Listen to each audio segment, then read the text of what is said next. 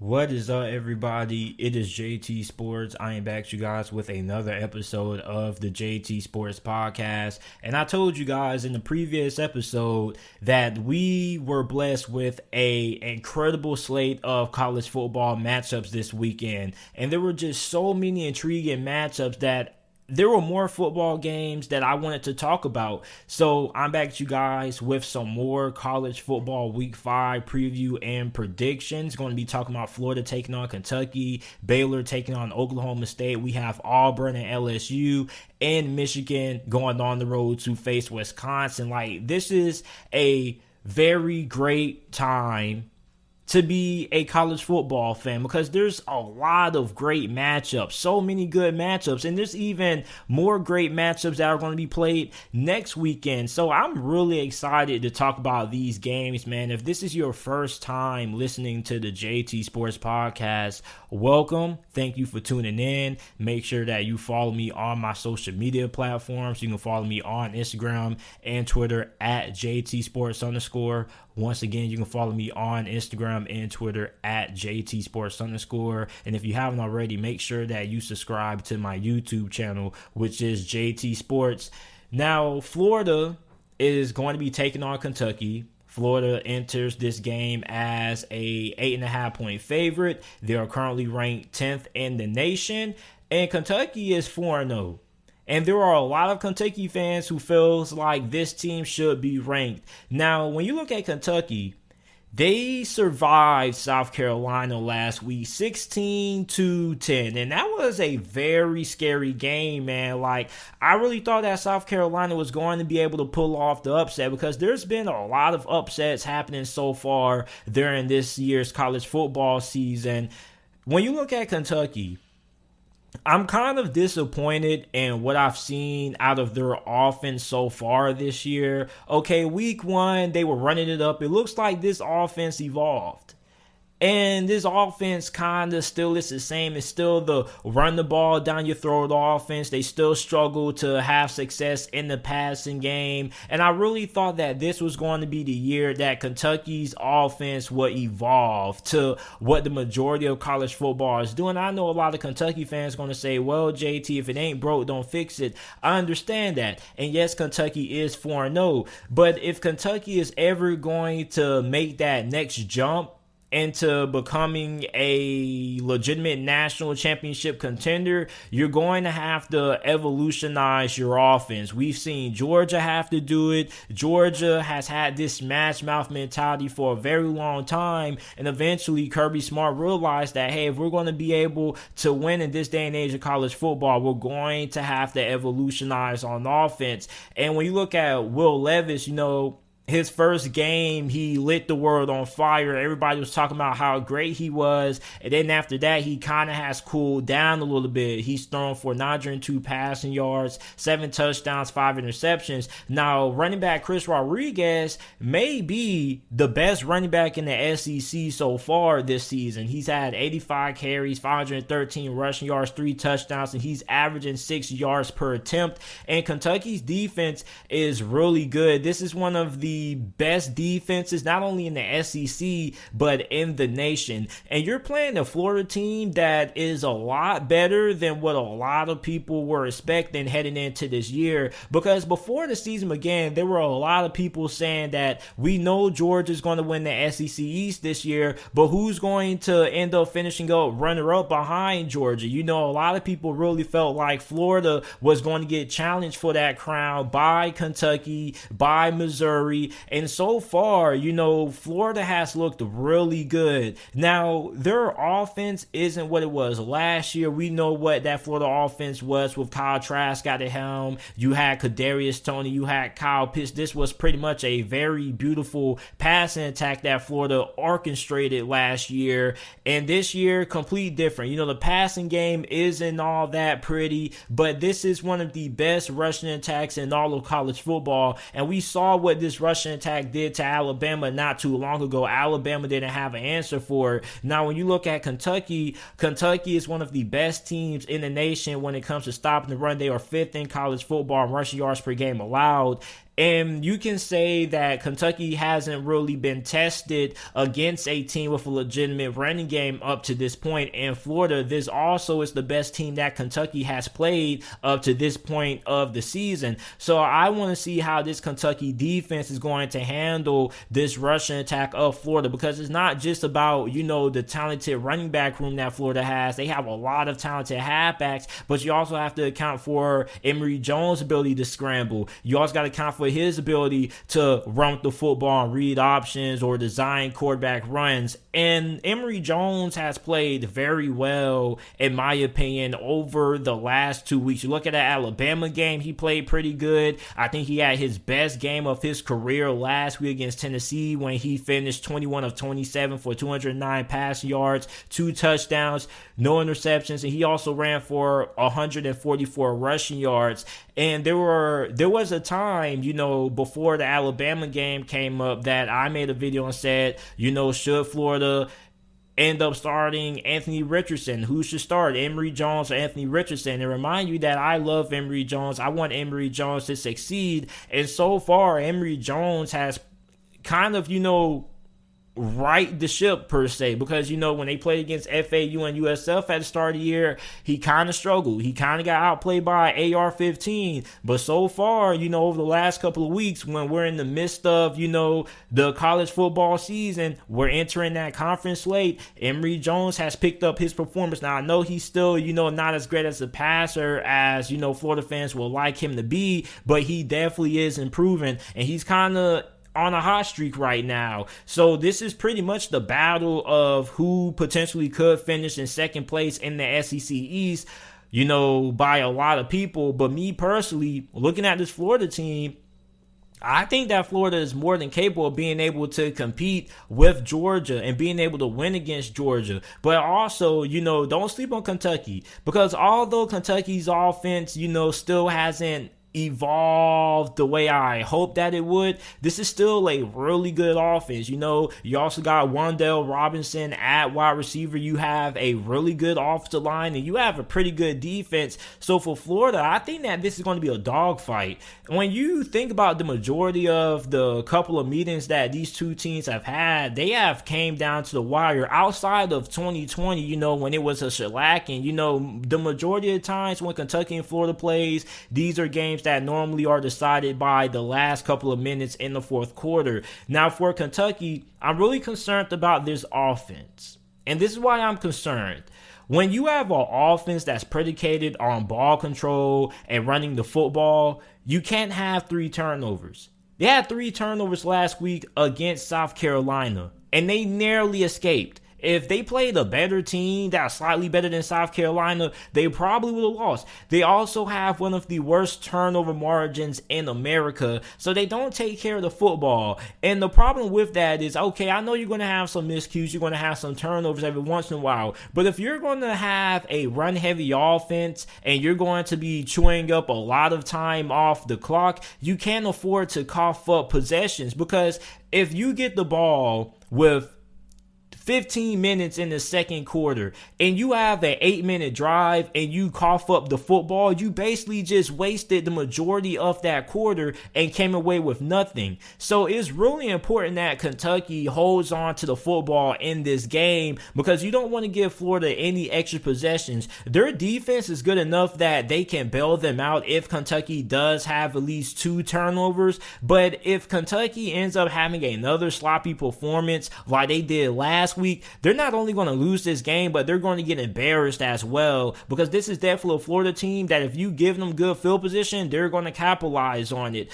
And when you look at Florida's run defense is really good. 28th in America right now, allowing 110 rushing yards per game and 3.1 yards per attempt. So I want to see what's going to happen, or what could happen, if Kentucky doesn't have success running the football. Will Levis be able to beat Florida throwing the football through the air if he has to? I don't really know. And I know Kentucky does have some playmakers. You do have Wan'Dale Robinson at receiver. You do have some pretty solid receivers on your team. But I don't really know if this offense is capable of being able to get the job done through the air, because this is still an offense that looks predicated towards running the football. So I don't really know. But you look at Kentucky, they are 12th right now in rushing yards per game, having 238.2. And also they're averaging 5.5 yards per carry. So this is definitely one of the best rushing football teams that we have in the country. And you look at how good Florida is when it comes to running the football. This is going to be really interesting to watch because I want to see what's going to happen if Kentucky can't win throwing the football. Now, when you look at Florida, you could probably say the same thing. But the difference is, I think Emory Jones is a better passer than what we give him credit for. I think the problem with Emory Jones is just that sometimes he doesn't make the best decisions with the football. And over the last couple of weeks, he's played pretty well. I know he didn't have pretty passing numbers against Alabama, but last week against Tennessee, he was really solid. And I know Tennessee isn't Kentucky. Kentucky is a way better defense, but I'm definitely convinced that Emory Jones has turned the corner, even with AR-15, despite if he plays in this game or not, if he's still banged up with that injury, I still feel like Emory Jones is going to be good enough to get Florida this victory over Kentucky. So I'm going to take Florida in this game to beat Kentucky. I'm going to say 27-24 is going to be my final score prediction in this game. The majority of these matchups have been decided by, a pretty small margin. So I think that continues. I don't really think we're going to see a blowout in this game. I think this game, once again, is going to come down to the last ticking minutes in the fourth quarter. I think Florida's going to be able to get the victory because if Kentucky can't run the football, then I don't really think they're going to be that effective throwing the football.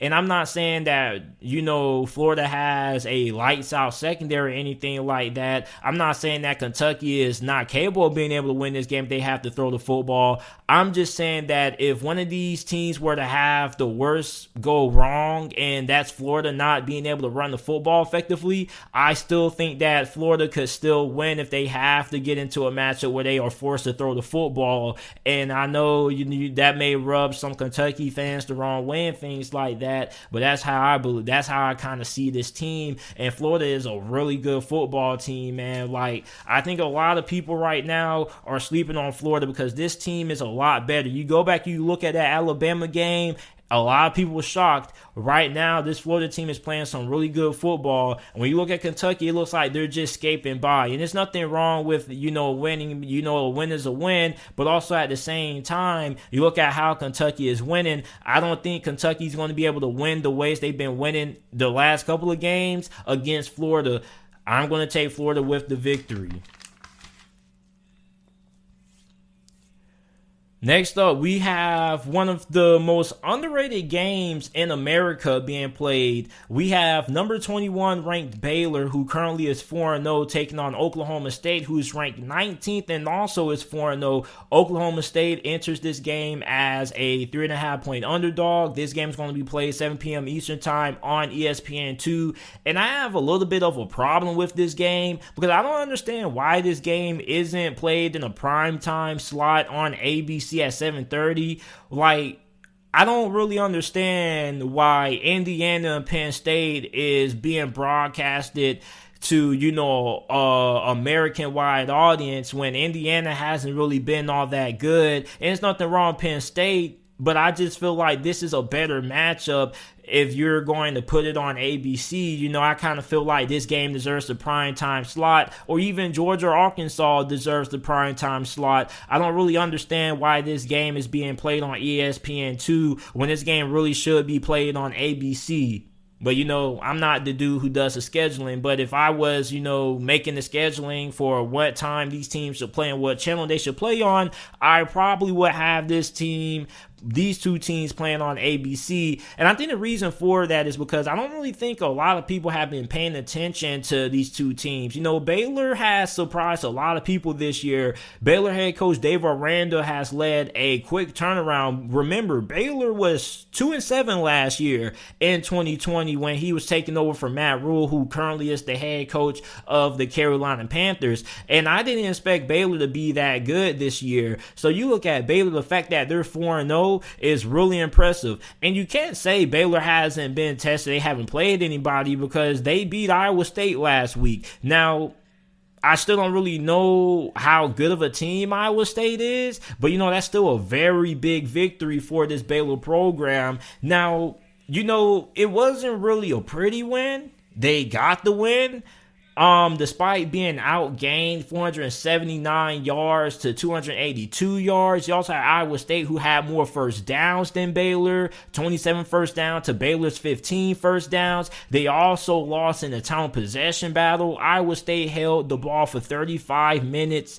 And on top of that, Iowa State ran more plays than Baylor. Iowa State ran 73 plays to Baylor's 52, but Baylor was still able to pull off the upset. And when you look at Baylor's defense, I think what makes Baylor's defense so underrated is the fact that they're really good at creating havoc plays. Now, havoc plays are, plays when somebody tackles the running back behind the line of scrimmage. Basically, they're plays that are made by the defense that result in a negative loss, pretty much. And Baylor right now currently is second in the Big 12 in havoc plays. They create havoc plays 18.2% of the time. That's second best in the Big 12. Baylor also has a really balanced offense, okay? You got a really good quarterback in Bohanna. He's completed 73% of his passes, 823 passing yards, 7 touchdowns, no picks. He's also ran for 4 touchdowns, 112 rushing yards. You look at the 2 running backs they have, and Tristan and Arbram Smith, I can't talk, man. I need to drink some water, man, but I ain't got no water. But anyway, this is a pretty good and solid Baylor football team, man. You look at Oklahoma State. Oklahoma State has changed a lot. Because I remember when you think of Oklahoma State a couple of years ago, they were throwing the football around. They didn't play any defense. And now we fast forward to 2021, Oklahoma State, they're actually running the football and they're playing great defense. I can't remember the last time we ever said that about Oklahoma State. Oklahoma has changed their identity so much over the last couple of years, man. Can you believe that Oklahoma State is 10th in America when it comes to running the football? And I'm not talking about rushing yards per game. I'm talking about running plays being called. They call running plays 64% of the time. I remember a time when we rarely saw Oklahoma State running the football. They were always throwing it all over the place. Remember when they had Mason Rudolph and James Washington? Now it's just so crazy how much Oklahoma has changed, man. They run the football and they play great defense. It's really crazy. Meanwhile, everybody else in college football is throwing the football all over the place and playing subpar defense. Really crazy. Look at Spencer Saunders. Spencer Saunders has played pretty well this year, and Mike Gundy gave him a lot of praise in his press conference this week. He was asked about, the improvement that Spencer Saunders has made. He said that Spencer Saunders has improved a lot compared to this year versus last year, and he had a very good game against Kansas State. He was 22 of 34 for 344 passing yards, 2 touchdowns, and 0 interceptions. You also look at Jalen Warren, who I think is their best playmaker on offense. He leads the team in rushing yards with 387. He's averaging 4.9 yards per carry, and he has 4 touchdowns on the year. Now, Mike Gundy expects this game to be close. He was saying that also in his press conference. He gave a lot of praise to Dave Aranda and this Baylor football team, and he thinks that this game most likely is going to be decided in the 4th quarter. He also still feels like this offensive line for Oklahoma State has a way to go. They're playing solid, but they're still not up to the level that they want to see. And when I look at Baylor, okay, you look at that Iowa State win. Iowa State was really close to pulling off that victory. So I want to see if Baylor is going to end up being in a letdown situation, because Baylor is coming off a very big win against a ranked opponent, and this program, looks like it's trending upward. So this could be the perfect time for a letdown spot if you are a Baylor fan. And Oklahoma State is a 3.5 point favorite going into this game. So I'm probably going to end up going with Oklahoma State to win this game. When I look at Oklahoma State, I really like their defense. I think their defense is going to be able to give this Baylor offense a pretty good test. Because Iowa State has a pretty good defense, but I think that Oklahoma State's defense this year is going to be really good. I think they probably are going to end up having the best defense in the Big 12 this year. I like their defense a lot. I'm really confident in it. And I also like how Baylor's offense has played. But, I really think that Oklahoma defense is going to have a coming out party in this game. So I'm going to take Oklahoma to win. I'll say they'll win this game. 31-24 is my final score prediction in this game.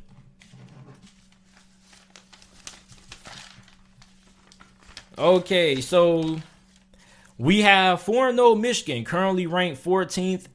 According to the AP Top 25 poll, going on the road to face 1-2 Wisconsin. Wisconsin is a 2-point favorite in this game. This game is going to be played on Fox, 12 p.m. Eastern Time kickoff. Now, this game is going to reveal just how good this Michigan football team is, because they barely were able to beat Rutgers. And I was kind of trying to tell people last week that Rutgers game could be, an upset game. That was a game that I was very confident that Rutgers, even though I didn't pick them to win, I still felt like they were going to be able to keep that game close, and they did, really closer than what I expected. I thought that Rutgers was going to lose by 10 points, but I didn't expect them to lose by a field goal, and Michigan barely survived. Rutgers outgained Michigan in total yards, rushing yards 196 to 112, first downs, but I really felt like that fumble they had kind of is what tilted the game in Michigan's favor. Now, Michigan, I am wondering,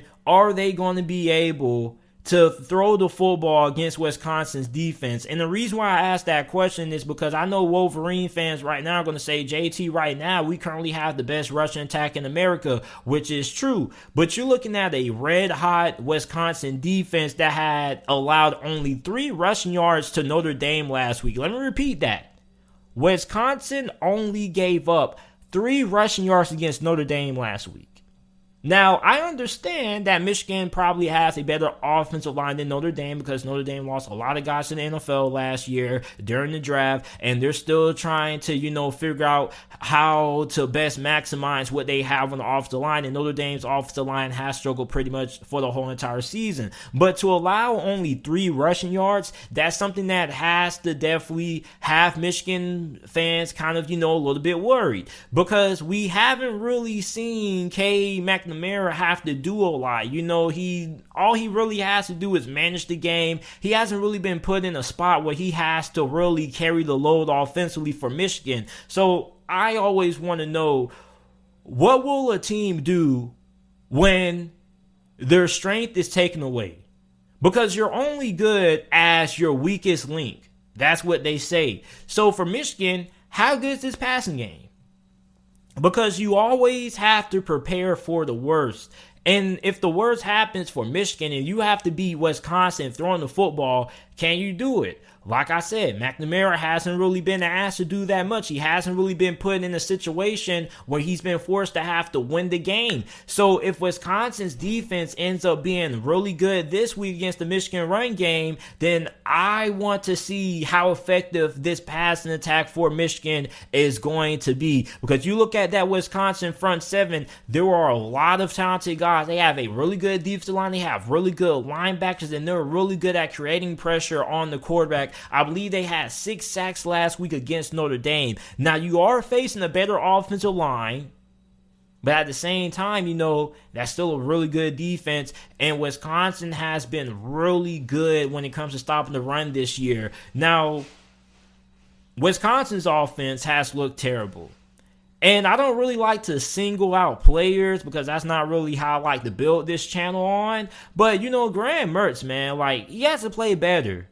You got to remember, he was supposed to be the guy who dethroned Jack Cohen. He was supposed to be better than Jack Cohen. He was supposed to be the best quarterback that Wisconsin has had since Russell Wilson. And so far this season, he hasn't really been able to get into rhythm. He was 18 of 41 against Notre Dame last week, 240 passing yards, 1 touchdown. He threw 4 interceptions. Like, it hasn't really been a great outing so far for Graham Mertz this season. And I know he doesn't really have the greatest talent at wide receiver and stuff like that. But at the end of the day, he was overthrowing guys who were wide open. He wasn't seeing wide open guys. Like, can Graham Mertz get into a rhythm in this game? Because it's not like he's playing behind a terrible offensive line. It's not like he doesn't have weapons. Like, yeah, he doesn't have a star-studded group of wide receivers, but he does have a pretty solid group of receivers to throw the football to. So really, I really feel like what's holding back Wisconsin's offense is Graham Mertz. And Wisconsin's defense is talented enough that, they can overcome 2 turnovers. But 4 turnovers, that's not really the ideal situation that you want your defense in. And when you're playing a team like Michigan that's going to pound the ball down your throats, you're not going to get a lot of possessions. You're not going to also have a lot of opportunities to score. So if you're Wisconsin and you run a similar style offense as Michigan, smash mouth, ball control, chew time off the clock, you can't end up having the ball for 8 minutes out of 15 and then come up empty. That's not winning football. That's not what Wisconsin is. Wisconsin has always been known for being a well-coached, disciplined team that doesn't beat themselves. And right now, Wisconsin looks like the complete opposite of that. Wisconsin looks like a team that's beating themselves, and I think a large reason for that is Graham Mertz. Now, also, the wide receivers have kind of struggled to create separation. They don't really have a dynamic number one option there. So when you look at Wisconsin, I'm not saying that this is all on Graham Mertz, but I do believe that he is the root of the problem for this Wisconsin offense. And you look at this Michigan defense, Michigan's defense is better than Notre Dame's defense in my opinion. Okay, Notre Dame's defense has came on over the last couple of weeks,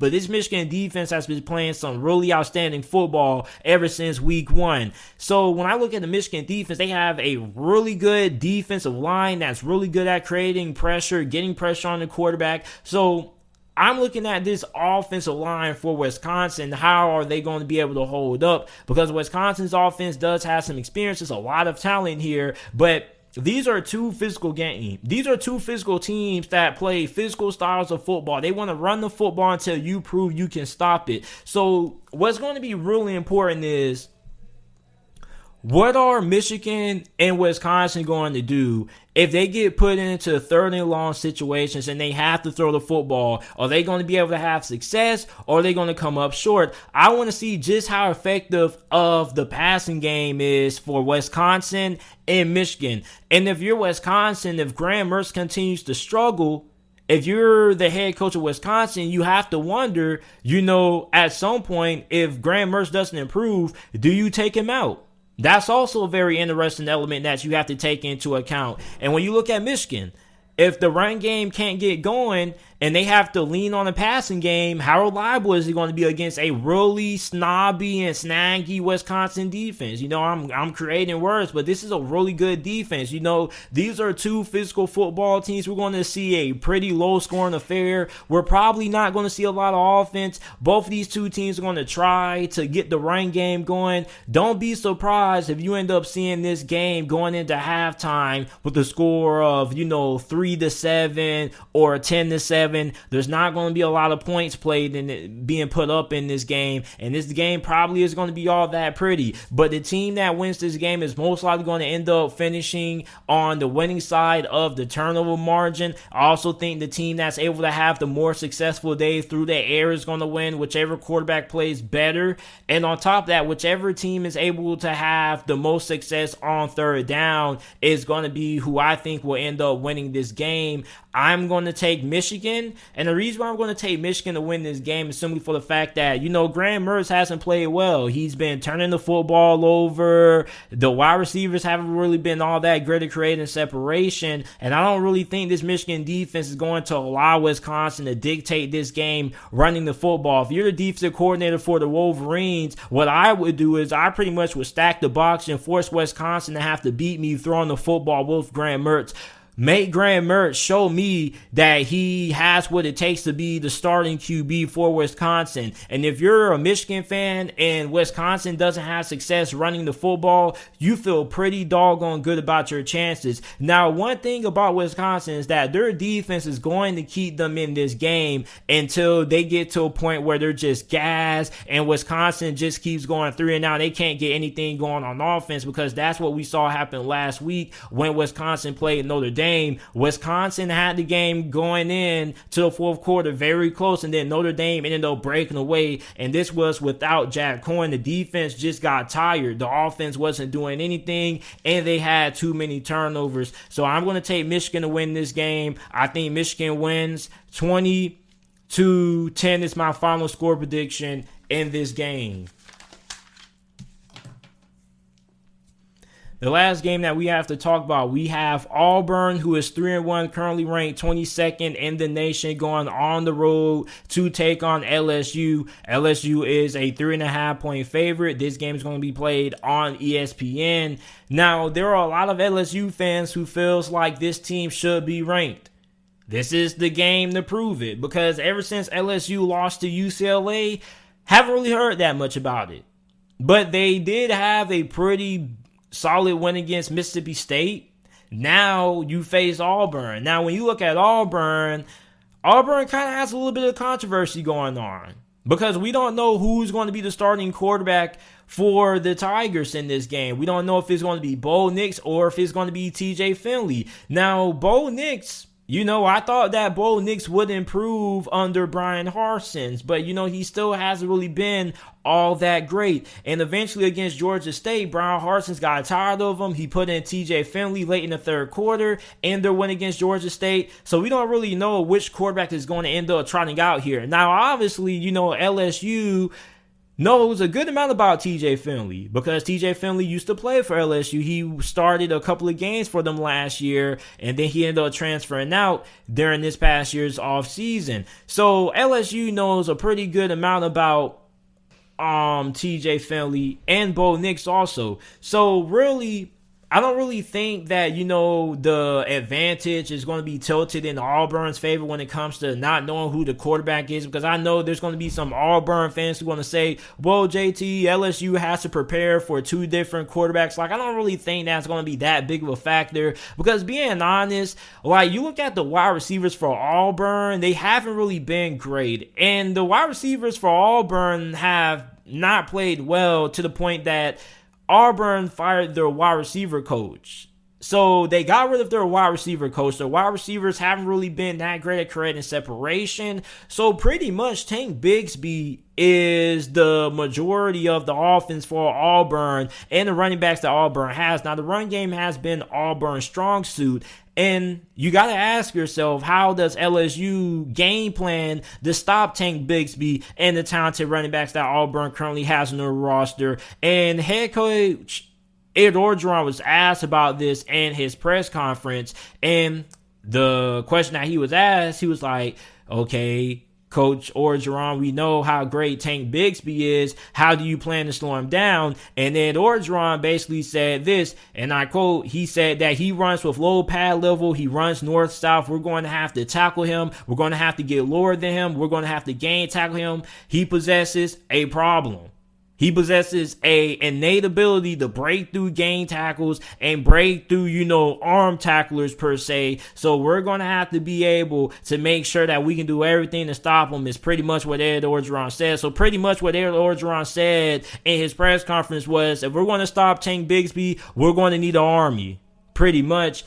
And I'm really intrigued to see how LSU handles Tank Bigsby and the running game of Auburn, because the last time I saw LSU match up against a physical football team that liked to run the football, that was week 1, when they were defeated by UCLA. And UCLA had a lot of success running the football on this LSU defense. So I want to see just how much has this run defense for LSU improved from week 1 when they were first defeated by UCLA to this game against Auburn, because if they can slow down Tank Bigsby and the running game for Auburn, then this game drastically favors LSU, because you look at LSU, they have a very good pass rush. They currently lead the SEC in sacks with 18, and you also got to look at the fact that Auburn's wide receivers haven't really been all that great this year, and you have the controversy at quarterback. So when you look at Bo Nix, I feel like Bo Nix is most likely going to end up getting the start.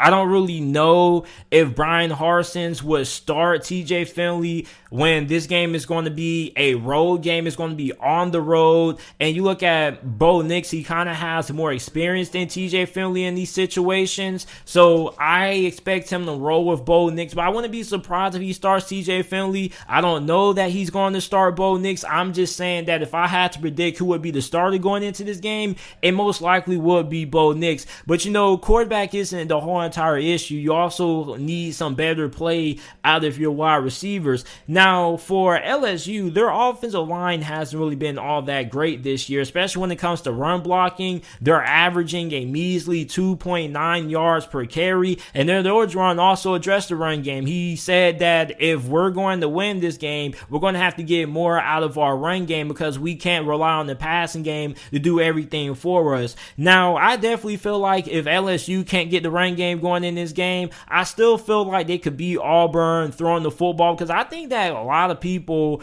are overlooking Max Johnson. Like, I always see a lot of people talking about when Max Johnson is doing bad, but Max Johnson overall, from what I've watched, he's been pretty good this year. Okay, like, I think not enough people are giving Max Johnson the credit he deserves. You gotta remember, Max Johnson is still very young, okay, and he has improved a lot. So for me, I definitely am going to take the time to give Max Johnson the praise that he deserves for how he's performed so far this year, because Max Johnson, man, him and Boutte, man, are a pretty dynamic connection. And I know a lot of people are probably going to say, well, Keyshawn Boutte is always bailing him out. Like, Max Johnson has been fairly good this year, and I'm actually fairly surprised with how Max Johnson has played. But Auburn has a really good defensive line.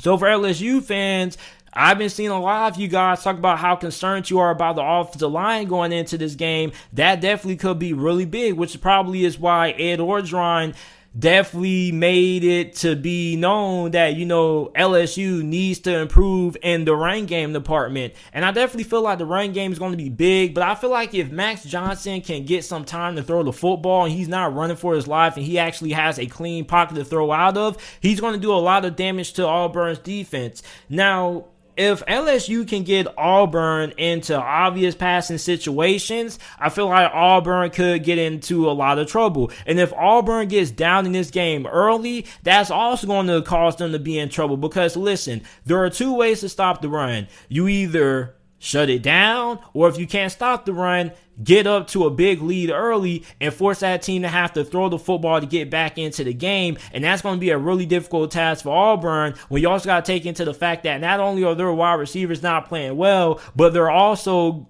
are going to be on the road in a hostile environment. So I'm going to take LSU to get the win.